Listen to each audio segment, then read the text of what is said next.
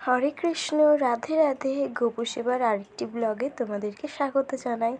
আজকে গোপুদের স্নান করানোর জন্যে খুব কম ফুল, এই ফুলগুলোর নাম, হলুদ ফুলটার নাম কলকে ফুল, আর সাদা ফুলটার নাম আমি জানি না। সাদা ফুলটা খুব সুন্দর দেখতে, আর লাল ফুলটার নামও আমি জানি না। আর গোপুদের স্নান করানোর জন্য আমি থালা নিয়ে নিয়েছি, আর লাল ফুলটা ফোটেও নি, অল্প অল্প একটা দুটো ফুটেছিল, সেটাই নিয়ে এসেছি।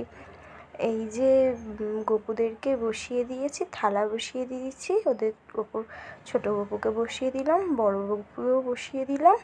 এবার চলো ওদেরকে স্নান করানো যাক। এই যে ঘটি নিয়ে নিয়েছি, ঘটিতে তুলসী পাতা দিয়ে দিয়েছি, আর যেই ফুলগুলো দেখাচ্ছিলাম ওই ফুলগুলো সাজিয়ে নিয়েছি থালাতে সুন্দর করে। কত সুন্দর লাগছে দেখো সাদা ফুলটা। সাদা ফুলগুলোর মধ্যে একটা ছোট্ট সাদাও হয়েছিল, আমি সেই সাদা ফুলের নাম জানি না, তাই সাদা ফুল করে যাচ্ছি। তোমরা যদি এই সাদা ফুলটার নাম জেনে থাকো আমাকে কমেন্টে নিশ্চয়ই জানিও এই সাদা ফুলটার নাম কি। এই দেখো সাজিয়ে দিয়েছি, আর ওই লাল ফুলগুলোর নামও জানিও, সেগুলোও আমি জানি না। আর তুলসী পাতা দিয়ে দিয়েছি।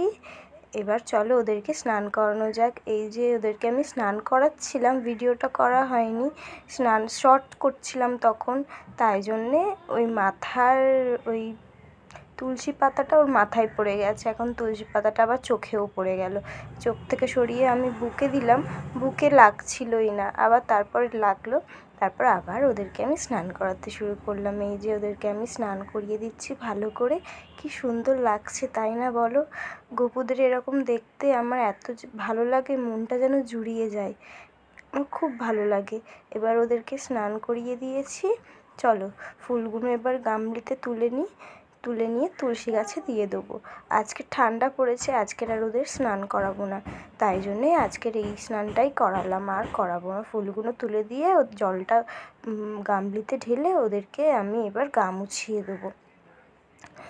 আমি প্রথম ওদেরকে এই গামলিটাতেই স্নান করাতাম, এখন ওটা পাল্টে দিয়ে থালাতে স্নান করে, যাতে তোমরা ভালোভাবে দেখতে পারো। আজকের এই যে দিদির বানানো সেই হাতের পোশাক আর গয়না বানিয়েছিলাম আমি, আর একটু ওদের মাথার মুকুট বানিয়েছিলাম, ওই যে পরিয়ে দিলাম লাল আর হলুদ জামাটা গোপুকে। কেমন লাগছে তোমরা কমেন্টে নিশ্চয়ই জানিও। বড় গোপুকে চলো এবার সিংহাসনে বসিয়ে দিই। এই যে সিংহাসনে বসিয়ে দিলে, এবার ছোটো গোপুকে এখানে সাজিয়ে নিয়েছি। এবার ওদেরকে দুজনকেই সিংহাসনে বসিয়ে দিয়েছি। এই দেখো আমার ছোটো গোপু আর বড় গোপু, কি মিষ্টি লাগছে দেখতে তাই না? তোমরা কমেন্টে নিশ্চয়ই জানিও আমার গোপুদের কেমন লাগছে। চলো এবার গোপুদেরকে আমি খেতে দেবো। আগে শ্রীমদ্ ভগবদ্ গীতাটা ওদের সামনে রেখে দিই, সামনে মানে ওই সাইডে রেখে দিলাম মধ্যিখানে।